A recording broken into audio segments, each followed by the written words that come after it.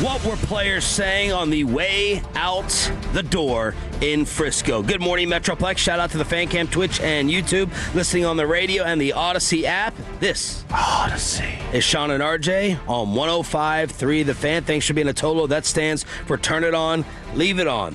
We kind of got different messages from defensive players as to the blame game for the Dallas Cowboys defense, which some metric said was the worst in 40 years. Yeah, I mean, it's a pretty significant metric. It's DVOA numbers. If you look at the DVOA defensive numbers, Aaron Schatz yesterday had said that the Cowboys were the fourth worst defense of all time, and it's the worst since 1986. So it's essentially the worst defense on efficiency and the way that they operate. It's the worst defense in the last 40 years in the NFL.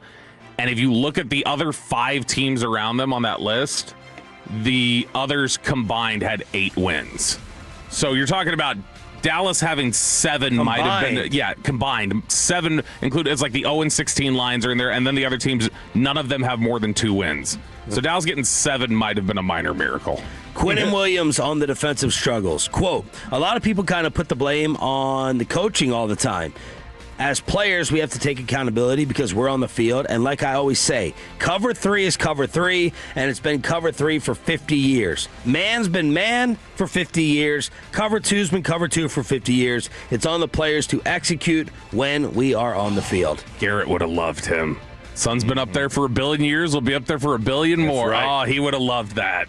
Kenny Clark on what the defense needs. I just think we need a bunch of dogs, a bunch of guys who truly love it. We always get these same quotes about the Cowboys.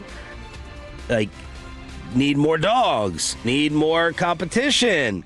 It's always the same thing. It's just rinse and repeat every offseason. A bunch of guys who truly love and care about football and not just going on the field, expecting to make plays, going home and doing the right things, all the small things all the time. We all know this. It's not like a big talent gap between this team and the next one. It's just all the little things. The teams that can do all those little things all the time are usually the most successful ones. So that's a little practice habit I'm hearing there, and some homework from Kenny on the other guys. Yeah, right there. I've got to go find the clip last year from Jordan Lewis where you remember there was that week he stood up there at his locker and he just, every question you got to ask him, details. We're not good on details. We're not good on details.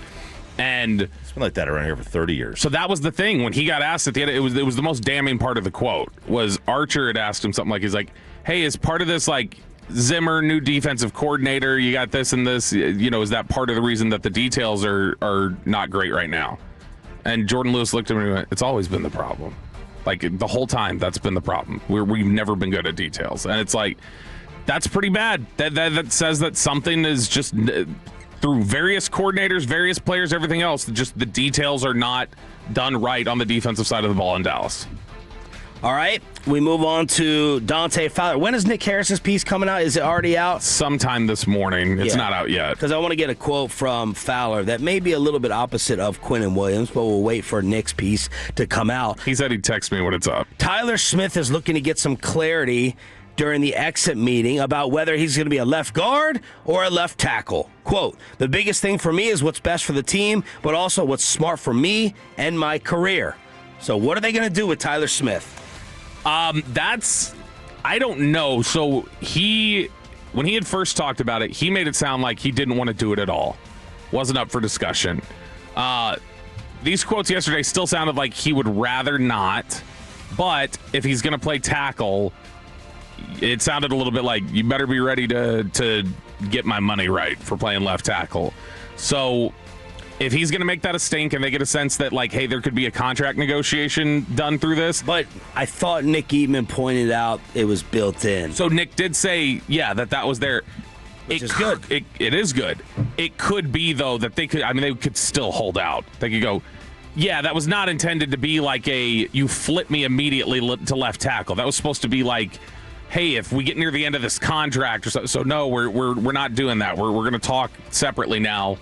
But I think that ultimately my gut says they're going to move him back to left guard, that's where he'll be. But because I just don't know, and we'll be going over this with the personnel over the offseason, but I don't know that with all the holes they have to fill, they can afford to say, let's open up a hole on the offensive line too. Let's move him, and now let's cut a right tackle, and now we've got all this shifting around. That makes sense. So this could be a lot of Jerry hype, but my guess right now is that it's going to come to fruition.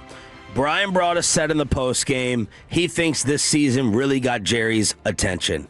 And Jerry was asked how important this offseason was. Is it one of the most important ones in a long time? And he said, quote, I think we can do some things to maybe make as dramatic a difference as we could have in a long time. Choppy, my guess is that Jerry Jones is going to spend big based upon what they can free up. Some people say $100 million, $110 million.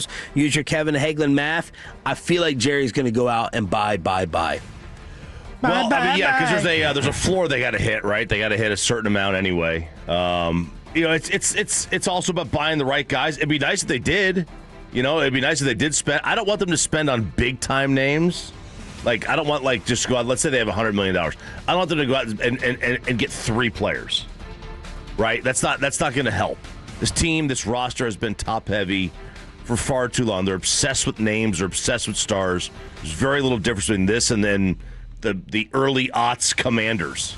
It worked out for him this past offseason. Huh? It worked out for him this past offseason. Which is what? I mean, just the moves they made for bigger names. Quinnen Williams worked out. Pickens worked out. Javonte worked out. I mean, they made trades, right, obviously. But, I'm talking about, going out and signing. Here's one guy for 30, this guy for 20, this guy for 18. It's just you're getting big names. You have no depth. You're not getting anything. You need 11. You need basically 7 new players on defense, starters. You can't get that with just throwing money at it, a lot of money, right? You need to spend it on, little incremental pieces. Do you think this could be big cash being spent? They have to spend something. They can't they can't be Kenneth Murray signings this year. So they've got 2 first-round picks right now, and then they don't pick again until the 4th round. Okay, so 2 first-round picks. You expect whatever you pick, there's going to be starters. Fine. If you look at the most optimistic, and let's assume nobody's a cap casualty, they don't cut anybody, they just are facing their own free agents and the decisions that they have. Assuming no cap casualties, at minimum, the most optimistic take would say you need a starting caliber corner, at least one.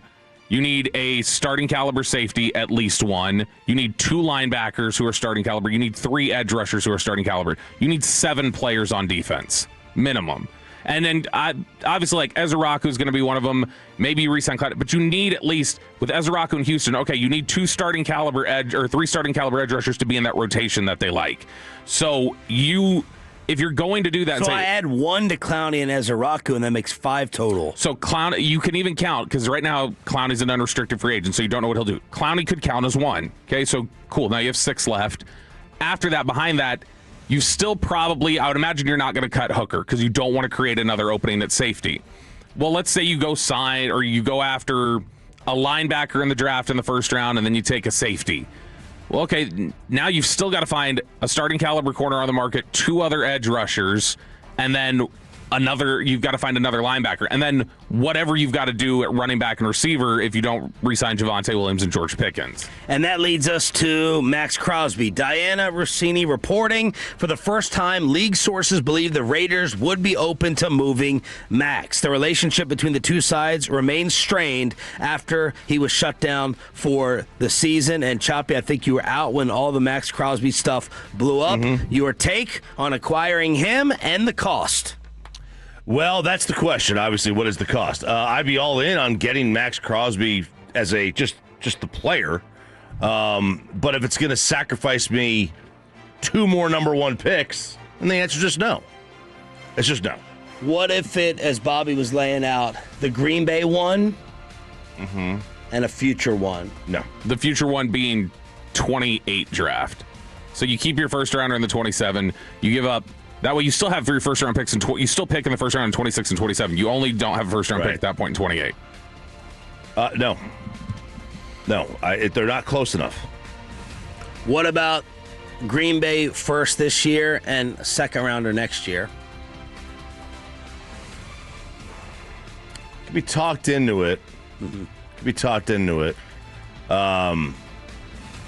I'm leaning no as well because of what Bobby just went through with the exercise of 6 new defensive players. And my dream is, now, if it happened, I'd be excited, but that's just living in the moment.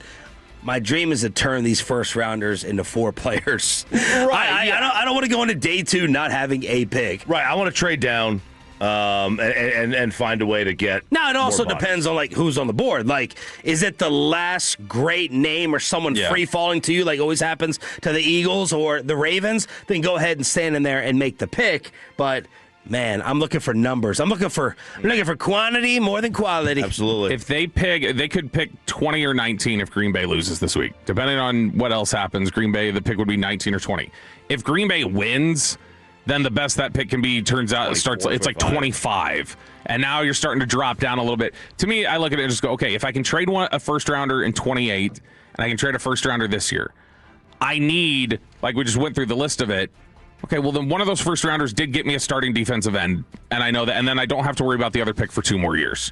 So I would do that. But I'm paying $60 million right off the jump to Max and Pickens, right? They're basically 30 apiece. Yeah, what you're gonna have to do now. It's not gonna go on your books like that. It'll be lower, unless you do leave Pickens tagged, right? And he just plays under that. But I mean, they do have a bunch of different things. The other problem of wanting to stack it, because I agree, I want to trade back that second pick and pick up second and third round picks.